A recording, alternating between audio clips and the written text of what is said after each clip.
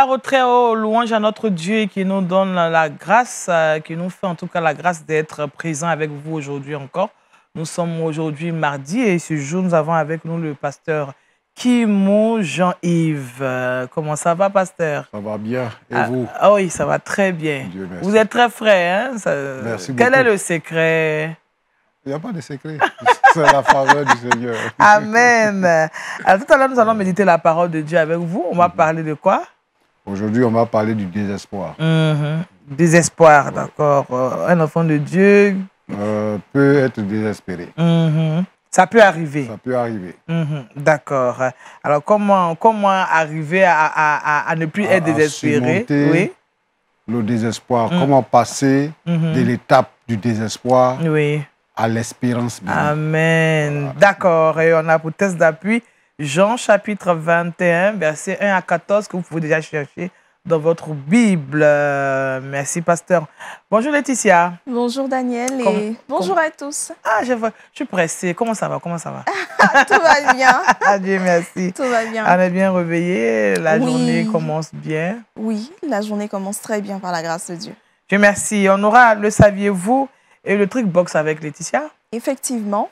Comme tous les mardis, aujourd'hui, on parlera, dans le saviez-vous, on ira directement aux États-Unis où on parlera de foi et guérison.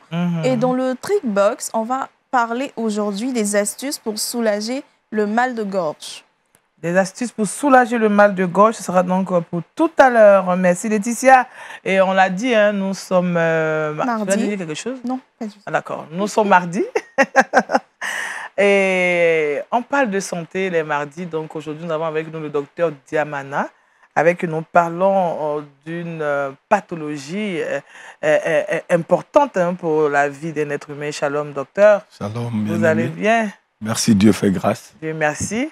Et avec vous, on parle de la colopathie fonctionnelle. Exactement, nous parlerons de la colopathie. Je vais d'abord m'adresser à l'ensemble des téléspectateurs. Allez-y. Que la main de Dieu soit sur eux. Amen. Qu'ils se portent mieux. Amen. Voilà, nous parlerons de colopathie, la cause, les conséquences, et comment remédier à ce mal qui aujourd'hui ne doit plus être déclaré incurable. D'accord. En tout cas, quand on n'est pas en bonne santé, c'est difficile. Je veux dire, le socle de tout développement, c'est le bien-être. Amen. C'est la santé. Dieu pouvait le dire dans 3 Jean, verset 2. Oui. Je souhaite que tu prospères à tous égards, comme prospère l'état de ton âme, et que tu sois en bonne santé. En bonne santé. Parce qu'une prospérité matérielle sans bonne santé, c'est une utopie. Donc, nous devons être en bonne santé. Exactement. D'accord. Merci, docteur. On parlera, comme il a dit, de la colopathie fonctionnelle, les causes et les conséquences. Il est planté notre décor. Sans plus attendre, nous allons passer à la parole de Dieu. C'est la rubrique « Méditons ensemble ».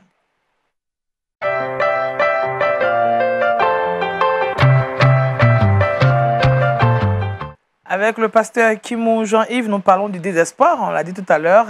Je rappelle le test Jean chapitre 21, le verset 1 à 14.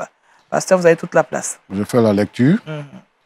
Après cela, Jésus se montra encore aux disciples sur les bords de la mer de Tibériade. Et voici de quelle manière il se montra. Simon-Pierre, Thomas appelé Didyme, Nathanaël de Cana en Galilée, les fils de Zébédée et 2 autres disciples de Jésus étaient ensemble. Simon-Pierre leur dit, « Je vais pêcher. » Il lui dit, « Nous allons aussi avec toi. » Ils sortirent et montèrent dans une barque. Et cette nuit-là, ils ne prirent rien. Le matin étant venu, Jésus se trouva sur le rivage. Mais les disciples ne savaient pas que c'était Jésus. Jésus leur dit, « Enfants, n'avez-vous rien à manger ?» Ils lui répondirent, « Non. » Il leur dit, « Jetez le filet du côté droit de la barque, et vous trouverez. » Ils le jetaient donc, ils ne pouvaient plus le retirer à cause de la grande quantité de poissons. Alors le disciple que Jésus aimait dit à Pierre, « C'est le Seigneur. » Et Simon-Pierre, dès qu'il eut entendu que c'était le Seigneur, mit son vêtement et sa ceinture, car il était nu, et se jeta dans la mer.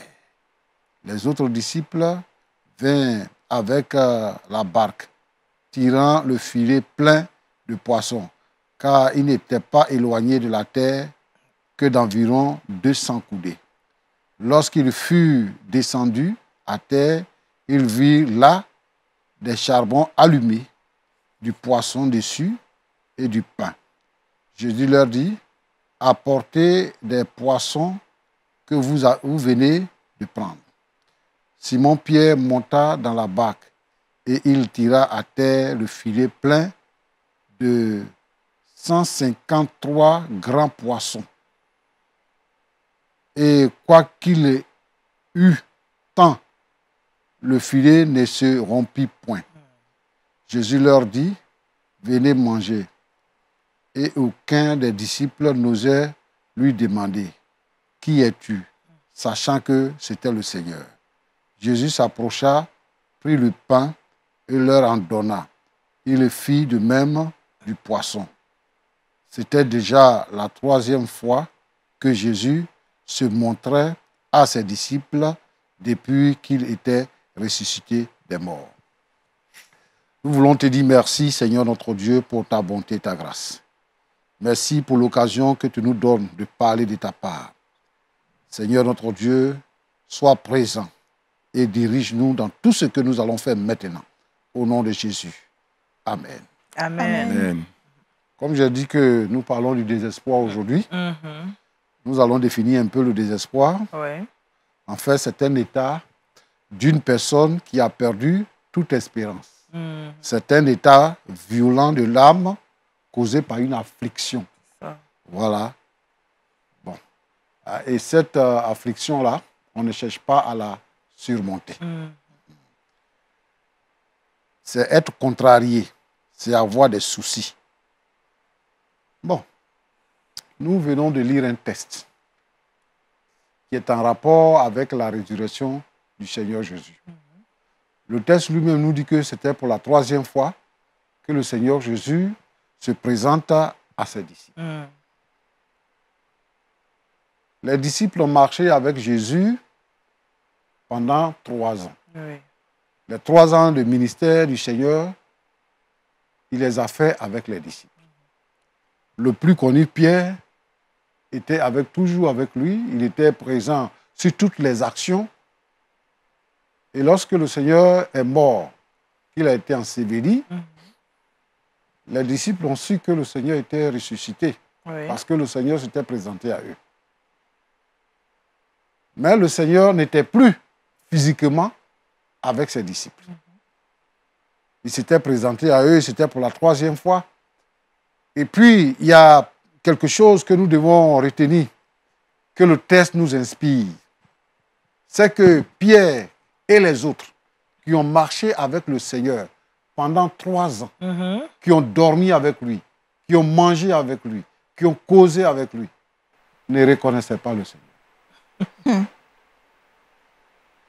C'est l'autre disciple, Jean, c'est lui qui a reconnu le Seigneur. Alors, dans cette ambiance-là, les disciples étaient un peu orphelins. Ils avaient fait un travail, ils avaient marché avec quelqu'un qu'ils avaient considéré comme leur leader, et ce quelqu'un-là n'était plus avec eux. C'est ça. Alors, je voulais dire, dans la pensée générale des Juifs, Jésus était vu comme le Messie, parce qu'il faut dire qu'à cette époque-là, les Juifs étaient colonisés, étaient sous la domination des Grecs. Donc, ils avaient besoin d'un leader, d'un chef, pour les libérer de l'oppression des Grecs. Mais, lorsque Jésus est venu, et que les gens ont vu cette attitude-là en lui, Jésus n'a pas évolué dans le sens que les gens voulaient. Donc, finalement, ils ont décidé que ce n'était pas leur homme. Lorsque Jésus est mort, donc, les disciples étaient livrés à eux-mêmes. Je voudrais préciser que Pierre était pêcheur avant de rencontrer le Seigneur. C'était son travail. Et quand le Seigneur est mort et qu'il est ressuscité, qu'il n'était plus avec eux, pour Pierre et les autres disciples, il n'y avait plus d'espoir. La résurrection de Jésus avait suscité un certain espoir, mais l'attitude de Jésus avait enfoncé les disciples. Donc Pierre, dans le désespoir, a décidé de retourner à son ancienne profession. Et lorsque il a émis le vœu, les autres ont dit oui, on t'accompagne.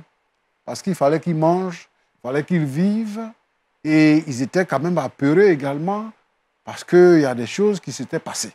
Oui. Donc ils étaient désespérés. Ils sont allés à la pêche, ils ont travaillé toute la nuit, ils n'ont pas pris de poisson. C'est en ce moment-là, le matin, ils étaient en train de laver les filets pour sortir de l'eau. Et tout ça, c'est en ce moment que le Seigneur vient se présenter à eux sur la plage. Et le Seigneur leur dit, jetez le filet du côté droit. Ils ont jeté le filet. Alors Jean, je me dis, quand je lis le texte, je me dis que Jean n'avait pas reconnu le Seigneur de façon physique. Mais il était sensible aux actions que le Seigneur posait. Donc, quand le filet a été plein de poissons, Jean dit, c'est le Seigneur. Oui, c'est lui qui peut faire ça. C'est lui qui peut faire ça. Donc, Pierre a porté ses habits, il est tombé dans l'eau pour venir vers le Seigneur. L'espoir renaît. Amen. Les gens qui n'avaient plus de foi, qui étaient livrés à eux-mêmes, qui ont préféré que retourner à la pêche était mieux. Donc, c'est comme les 3 années passées avec le Seigneur étaient peine perdue. Maintenant, c'était un compte à rebours. Il fallait tout recommencer. À ce stade de mon intervention, je voudrais dire que dans la vie de chaque personne, il y a une situation qui intervient, qui nous ramène en arrière, ou du moins qui fait que on n'a plus d'espoir. On n'a plus d'espoir. Les gens qui ont perdu l'espoir, plusieurs ont pensé qu'il fallait se suicider pour reposer en paix. Oui, c'est tout ça. Des gens qui sont dans un foyer et le foyer bat de l'aide, il n'y a personne pour les sortir de cette situation. Ils trouvent qu'il n'y a plus d'espoir pour eux. Pour les disciples, il n'y avait plus d'espoir. Ils étaient face aux colonisateurs, ils étaient face aux Juifs. Les gens se moquaient d'eux. Où est maintenant votre maître? Et ils n'ont pas de puissance, ils n'ont pas de force. Et tout ça. Donc, ils étaient contrariés, ils étaient soucieux, ils étaient embêtés par la situation. Et il y a des situations qui nous embêtent. Il y a des gens qui se trouvent à l'église. Il y a une dame qui m'a appelé récemment. Elle me dit qu'il y a un enfant qui est né, ça fait plusieurs années maintenant. Oui. Il ne parle pas. Il entend, mais il ne parle pas. Donc, elle voudrait que je lui conseille un pasteur qui va prier pour l'enfant et puis va parler. Parce qu'il faut qu'il parle. Je lui ai dit, bon d'accord. Moi, je ne suis pas un faiseur de miracles. C'est vrai, il y a des faiseurs de miracles. Mais moi, je ne suis pas un faiseur de miracles. Donc, si vous venez à moi, je ne suis pas votre homme. Donc, vous pouvez encore demander des renseignements par rapport aux faiseurs de miracles. Mais ce que je peux vous dire, c'est que dans la vie de cet enfant-là, l'espoir peut renaître. Amen. Amen.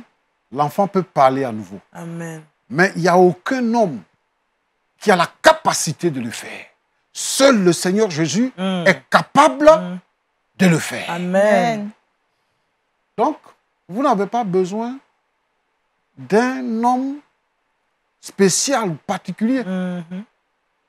Ici, le texte nous dit que le Seigneur n'était pas maintenant toujours avec ses disciples. Mais la résurrection de Jésus fait que maintenant le Seigneur Jésus est partout. C'est ça. À la fois. Donc, il agit partout, en tout. Donc, je veux dire à tous ceux qui me suivent aujourd'hui, qui sont désespérés, qui ont un problème quelconque, qui pensent même que le problème-là ne peut pas avoir de solution, il y a une solution. Amen. Et la solution, c'est Jésus. Amen. Jésus n'a pas changé, il est le même. La Bible dit qu'en lui, il n'y a point d'ombre de variation.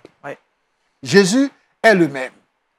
Certainement, oui, vous êtes venu à l'église, vous avez présenté votre problème, on a prié pour ça depuis plusieurs années.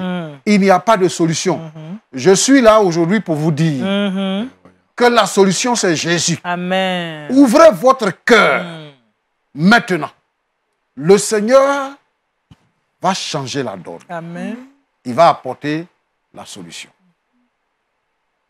Il y a quelqu'un dans la Bible, il s'appelait Lazare. Oui. La Bible dit qu'il était l'ami De Jésus. de Jésus. Et Lazare est mort, Jésus n'était pas là. Jésus faisait des miracles. Oui. Mais son ami est mort. Et on l'a enterré, ça faisait 4 jours. Après 3 jours, le corps mort rentre en décomposition. Oui, oui. Et donc, quand Jésus arrive, la sœur de Lazare dit à Jésus que ça fait 4 jours qu'il est dans la tombe. Il sent déjà. Il sent déjà. Ça veut dire qu'il n'y a pas d'espoir. Oui. Il n'y a rien à faire. Il n'y a rien à faire. Il n'y a rien à faire. C'est fini. Il est pourri.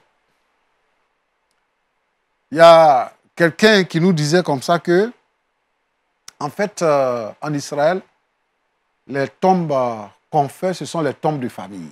D'accord. Quand quelqu'un meurt, qu'on l'enterre, on le met dans la tombe, on ferme la tombe, et puis il se décompose. Au bout d'un an, il devient squelette. Donc on vient, on assemble les os, on met dans un coin de la tombe. Quand quelqu'un d'autre meurt, on vient encore le mettre là. Ah ouais. Donc, quand Jésus est mort, les parents de celui qui avait prêté sa tombe à Jésus disaient comme ça qu'il va nous priver de la tombe pendant 1 an. Si pendant 1 an, quelqu'un décède, comment on va faire? On ne peut rien faire. On ne peut rien faire. Tout ça, c'est le désespoir. Mais dans le cas de Lazare, lorsque Jésus est apparu et qu'il est arrivé à la tombe, il a donné l'espoir. Amen. Amen. Il a fait renaître la vie. Amen. Il a dit, Lazare, il a parlé au mort et le mort est sorti. Quel problème vous pouvez avoir qui soit supérieur à un corps, à un mort? Le Seigneur Jésus vous aide. Alléluia. Il connaît vos problèmes. Amen. Il connaît vos besoins. Amen. Il est présent. Les disciples ont été désespérés. Jésus a fait naître l'espoir. Et donc, l'espoir peut naître dans la vie de tout un chacun. Amen. Même si vous considérez que c'est une situation insurmontable, le Seigneur est au-dessus de toutes les difficultés. Amen. Que Dieu vous bénisse. Amen. Amen. Merci, Pasteur Kimo. Vraiment, qui fait renaître en nous l'espoir, parce que c'est tellement quelqu'un qui nous regarde et qui est dans un désespoir total. Pasteur, le temps est parti. On va prier pour quelqu'un qui nous regarde, qui vit une situation difficile, que Dieu lui donne vraiment encore de pouvoir espérer en lui. Seigneur, je te présente cette femme. Je te présente cet homme qui maintenant ne sait plus quoi faire, où aller. Ce foyer-là qui est en difficulté. Ce monsieur-là qui a des difficultés dans son service. Cette dame-là qui a son commerce qui ne bouge pas. Alléluia. Seigneur notre Dieu, notre Père, la maladie semble avoir raison J'ai peur. sur celle-là, sur celui-là. Mais dans le nom de Jésus-Christ, je prends autorité et pouvoir sur tout obstacle nom puissant de Jésus qui fait que quelqu'un n'est pas dans la joie. Dans le nom de Jésus-Christ, J'ai peur. que l'espoir naisse maintenant, que la guérison soit et que la délivrance apparaisse. Au nom de Jésus. Merci Seigneur. Au nom Touche et agis Touche la au vie. nom de Jésus-Christ. Amen.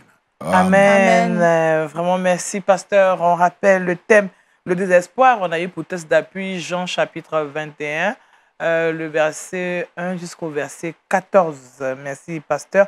Qui renaît en nous l'espoir. Nous devons vraiment chercher à rester attachés toujours à Jésus. Quelle que soit la situation, c'est ce qu'on peut retenir, hein, Oui, pasteur. c'est Il ne cela. faut pas changer, il pas faut changer. rester attaché. Attaché à Jésus. Oui, c'est lui notre espérance. C'est ça. Amen. Ok, nous allons nous tourner vers Laetitia pour la rubrique Le saviez-vous?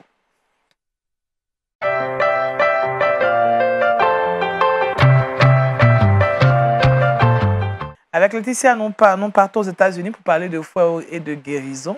Là encore, l'espoir renaît certainement. Effectivement, l'espoir renaît là encore, comme le pasteur l'a dit tout à l'heure. Alors, j'ai une question à demander, Daniel. Est-ce que le nom de Joni Eareckson Tada te dit quelque chose? Non. Son histoire à faire le tour des États-Unis? Non, pas vraiment. Aucune idée? Non. D'accord.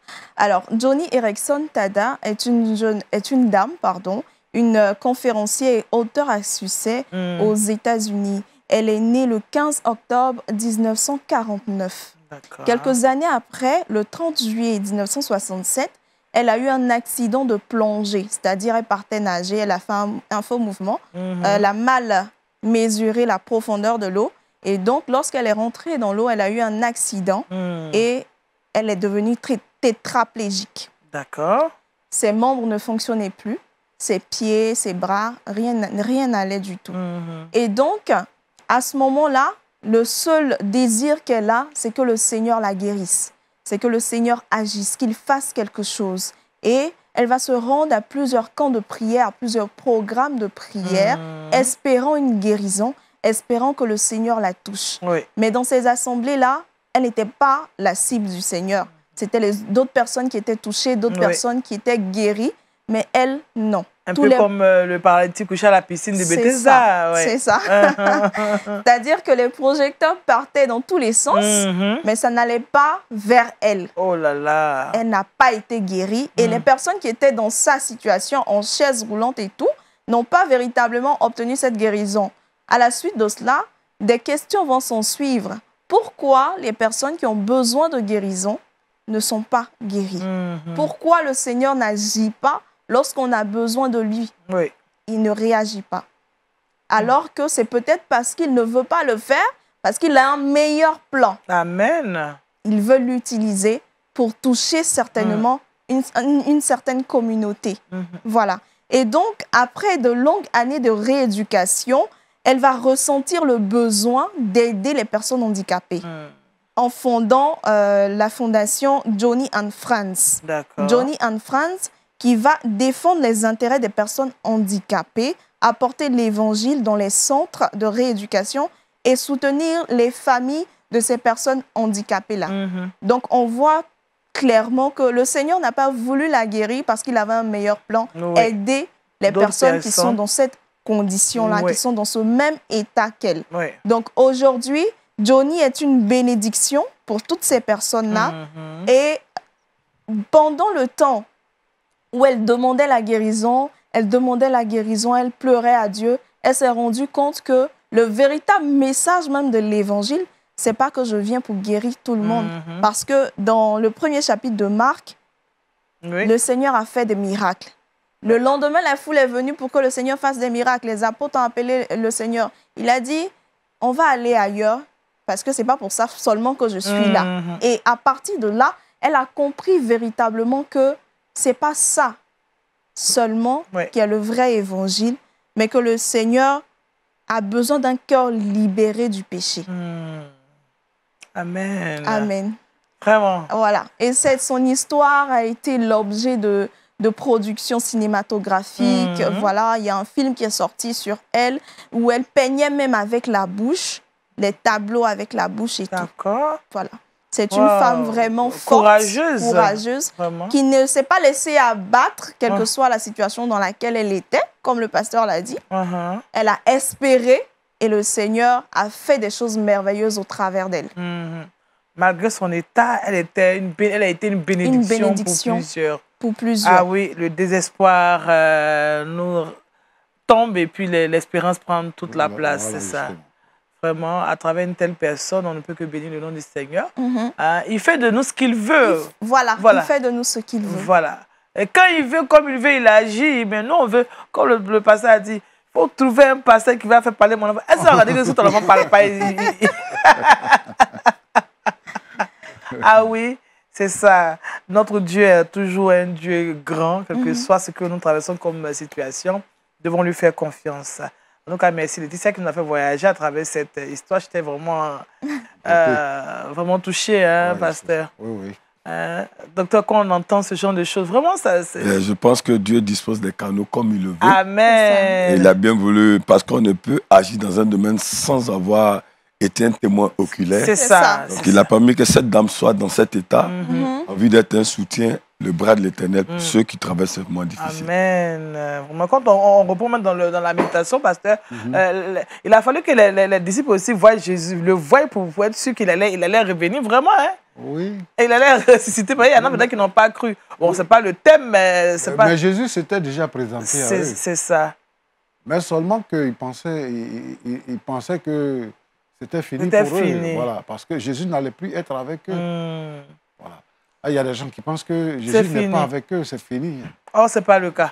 C'est pas le cas, mais surtout pour Jean 21, je voudrais dire qu'il faut louer la démarche de Pierre. Parce que pour que l'espérance puisse naître, puisse se manifester, il faut s'attacher au Seigneur. C'est ça. Et Pierre prend l'initiative d'aller pêcher pour les enfants des Zébédée, qui ne sont pas ses enfants biologiques, ni ses parents à lui. D'où il a travaillé dans les sillons du Seigneur. C'est ça. Je veux dire à quelqu'un là, quand tu épouses la voie de l'Éternel, il n'y a jamais de désespoir. Quel que soit le temps, vous serez exaucés. Amen. C'est le cas de cette dame. Hein? C'est le cas de cette dame. Oui, qui malgré son état, a épousé la voie du Seigneur et est rentrée dans une bénédiction. Vraiment, nous sommes bénis aujourd'hui. Hein? Le pasteur nous a parlé, le docteur aussi est là, Laetitia aussi nous parle. Merci Laetitia. En tout cas, merci. Nous sommes bénis ce matin. Alors, sans plus attendre, nous allons parler de santé, puisque c'est mardi. On y va pour la rubrique Bonne santé.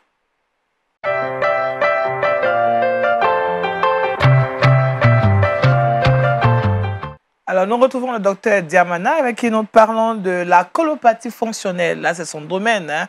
Merci.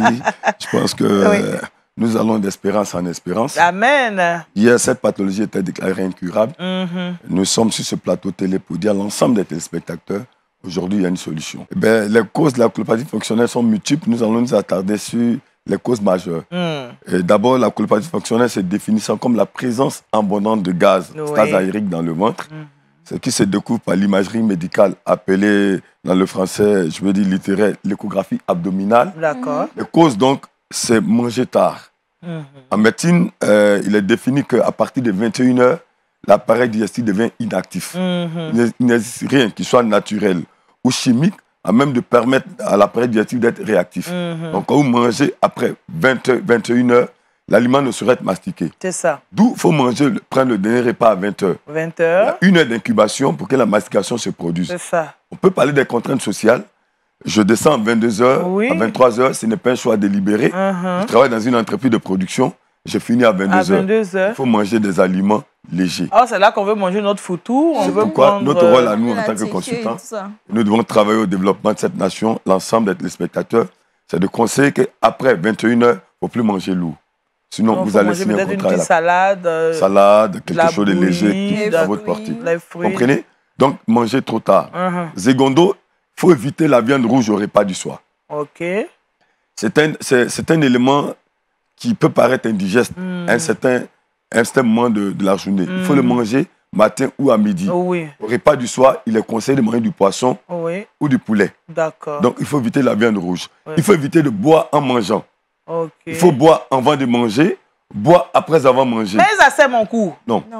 Des dispositions, c'est psychologique. D'accord. À partir d'aujourd'hui, à la suite de cette émission, il faut vous préparer psychologiquement. D'accord. Avant de manger, je vais boire. Je vais boire. Après avoir mangé, je vais boire. Je vais boire. Pendant le repas, il faut éviter de boire. OK. Vous comprenez? Hein? Il faut éviter d'aller se coucher après avoir mangé. Dès qu'on finit de manger, Donc, on finit de manger, il faut se promener 10 à 15 minutes dans la cour, dans le salon. Ça va activer le processus de mastication, donner la force à l'appareil digestif de réaliser ce processus qui est prépondérant pour le bien-être de l'homme. D'accord. Vous comprenez? Il faut éviter de l'eau glacée à table. Oh. Ah oui, ce que nous conseillons, c'est de prendre de l'eau chaude, de l'eau tiède. L'eau tiède. Donc, sortir avec du thé après le repas. Vous comprenez? C'est bien, ça va aider.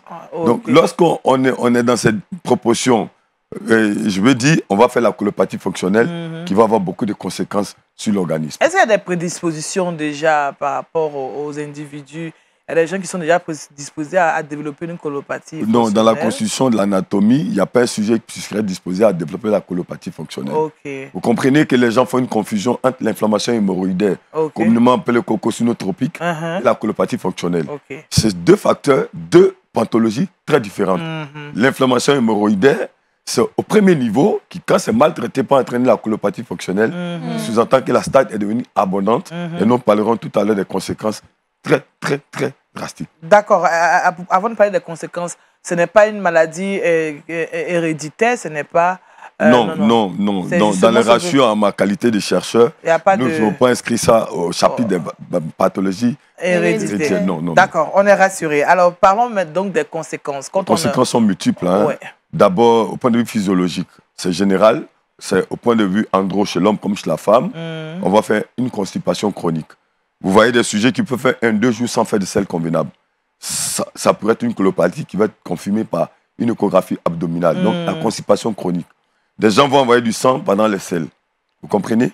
C'est dangereux. Ça a des conséquences. Ça, c'est d'ordre général toujours. Il y a des démangeaisons après le bain. Quelqu'un dit, je viens de me laver, je viens à peine de me laver, ma peau, ça gratte. C'est une expression terre à terre, mais c'est des démangeaisons après le bain. On n'a pas changé le savon, on n'a pas changé le produit. Ça, c'est des effets de la colopathie. Oui. C'est une expression qui découle de la cohabitation entre l'impureté qui n'a pu être dégagée par le canal évacuateur qui est l'anus, où chaque juge de bête a la selle, et les éléments minéraux importants pour la constitution de l'organisme de Djamana. Donc, quand ces deux éléments cohabitent dans l'abdomen de Djamana, et que ça circule dans le sang, il y a une démangeaison après les bains. On a l'impression d'être sale. Quand c'est mal lavé, on va accuser la serviette, l'éponge. Oui, ou même le savon. C'est un problème lié à l'impureté sanguine qui découle de la colopathie fonctionnelle. On va faire des douleurs lombaires très atroces. Par abus de langage, les gens parlent de maux de rein. Je veux dire aux téléspectateurs que ce n'est pas les maux de rein. On ne peut pas faire les maux de rein et se déplacer, non. Moi, c'est fait soutenir. C'est des douleurs lombaires qui vont devenir atroces. Et ça, c'est dans la généralité. Mais ça pourrait se singulariser. Au point de vue andrologie chez l'homme, ça va entraîner les dysfonctionnements érectiles. Il n'y a pas de tabou, nous sommes en médecine. Djamana, s'il fait une colopathie chronique, une fois, de 19h jusqu'à 6h du matin, il peut aller une seule fois avec son épouse. Et il aura des difficultés de remonter. La colopathie donc va entraîner une paralysie du fonctionnement érectile. Va entraîner une paralysie de la capacité sexuelle de l'homme. C'est une des conséquences de la colopathie fonctionnelle. Vous comprenez? C'est chez l'homme, hein? Chez l'homme. Mais plus chez l'homme. Si lorsque nous avançons, ça peut altérer la fécondité. Oui, parce que les canaux qui vont recevoir, vous voyez, lorsque nous mangeons, la nourriture de l'homme, à la base de sa santé, son mieux-être, son bien-être, comme à la base du mal qu'il pourrait connaître. Donc se nourrir, c'est se soigner. Donc vous voyez, ces éléments-là que nous consommons, qui doivent contenir des oligo-éléments, à même d'aller dans le sperme, qui va construire des matières comme des enzymes, ne peut plus descendre. Il y a une obstruction. Donc, Djamana pourrait connaître un problème de stérilité andrologique. Ça, c'est chez l'homme. Chez l'homme, dans la singularité, il y a le dysfonctionnement érectile qui peut entraîner la faiblesse sexuelle, l'érection molle, l'éjaculation précoce. Mais il y a aussi, au pire des cas, un problème de fécondité chez l'homme andrologique. Chez la femme, la colopathie fonctionnelle, au point de vue gynécologique, va entraîner l'absence de la glaire cervicale.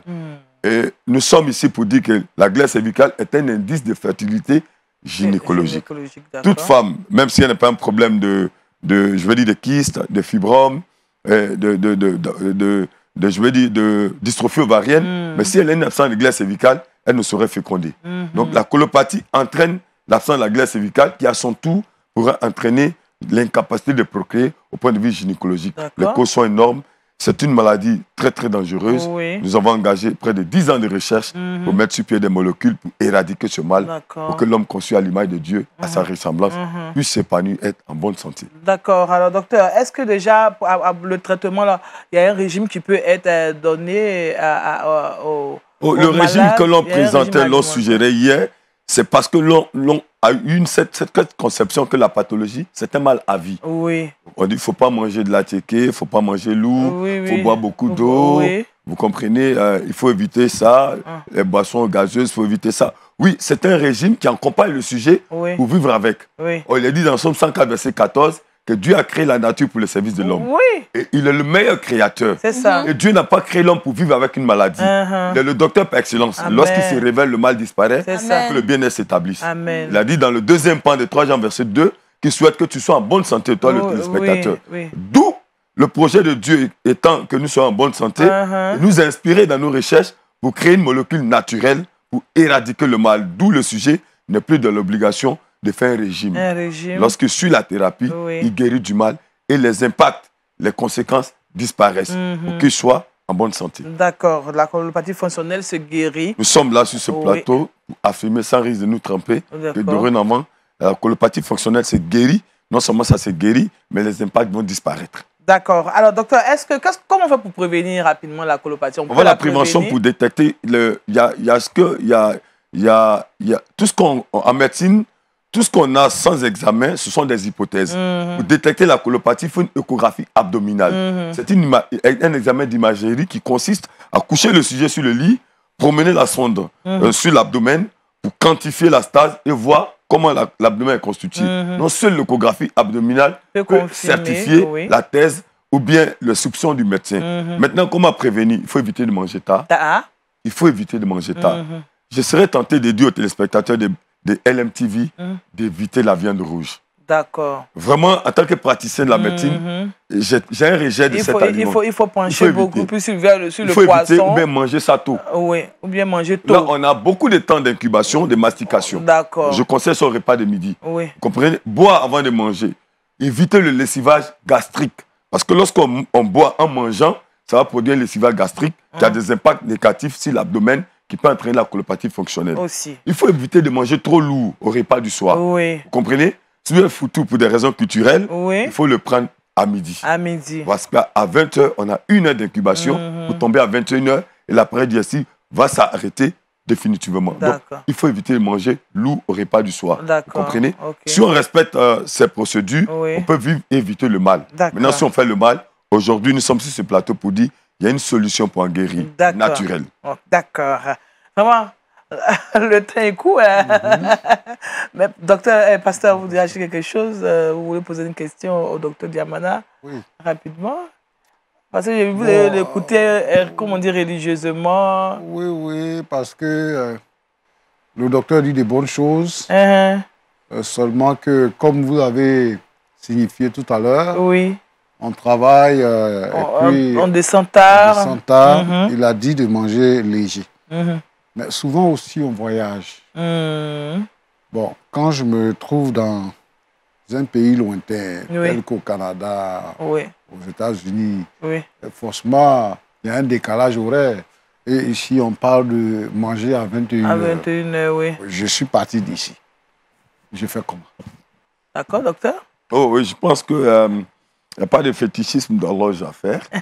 Voilà, si je suis à 21h, je suis aux États-Unis. Aux États-Unis, à 21h, je serai à 21h aux États-Unis. Je veux dire, je parle du sujet qui doit consommer des aliments. Pour ne pas se coucher après. Pour ne pas se coucher à peine qu'il ait mangé. C'est pour ça qu'il n'est pas bien sain de regarder le poste téléviseur après le repas, homme de Dieu. Lorsque vous finissez de manger, que vous asseyez devant le poste téléviseur, c'est dangereux. Vous n'aurez pas le temps convenable de mastication. D'accord. Homme de Dieu, vous arrivez au Canada à 20h, vous avez 1 heure d'incubation. C'est une question de relativité.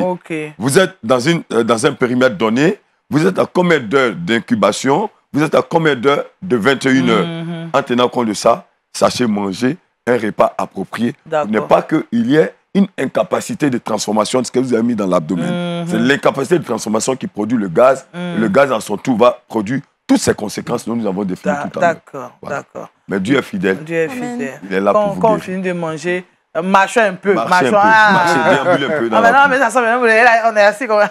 Oui, Tu c'est là. étais déjà assis et puis tu Et regardais. puis tu regardais. Donc, Tu ça mangeais, fait voilà. marche un peu, Faut fais marcher un peu le voilà. tour, c'est important. Voilà. Et puis il est bien sûr de prendre quelque chose de chaud à table. Ok, ok. Bon, ça va nous aider. Un petit thé, ça Petit thé, nous aide. voilà, ça nous aide. Ok.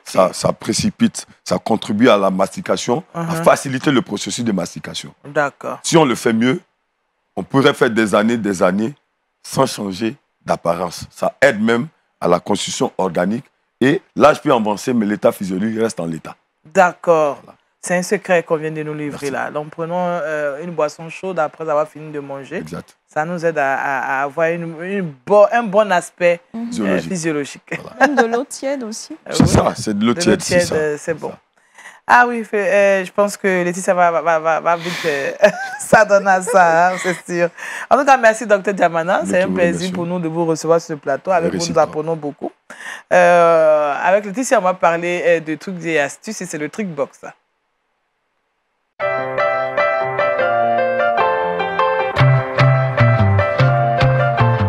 Laetitia nous parle de comment soulager le mal de gorge. C'est ça.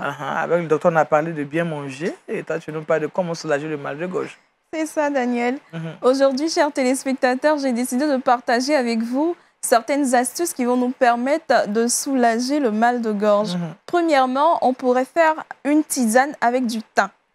Le thym, c'est une épice qu'on rajoute généralement à nos préparations, mais on peut l'utiliser aussi en tisane. On peut l'utiliser qui va nous permettre justement de pouvoir lutter, désinfecter la gorge. Ce qu'on peut faire déjà, c'est de mettre quelques brins, on va dire une cuillère à soupe, dans une tasse d'eau.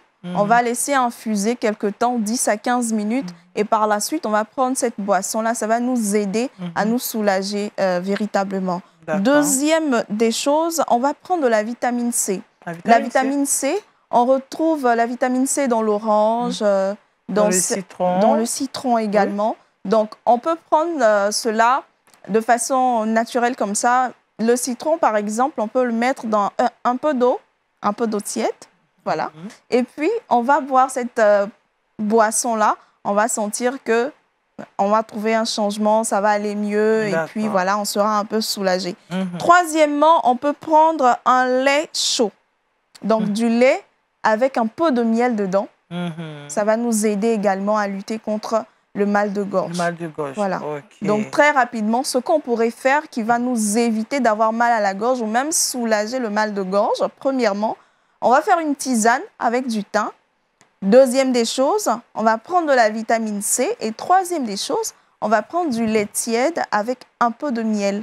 Ça va nous permettre d'être mieux, d'être en bonne santé.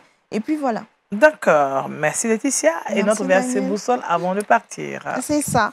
Alors, le verset boussole d'aujourd'hui, c'est en Jean 11, le verset 40, qui dit ceci. Jésus lui dit, ne t'ai-je pas dit que si tu crois, tu verras la gloire de Dieu? Amen.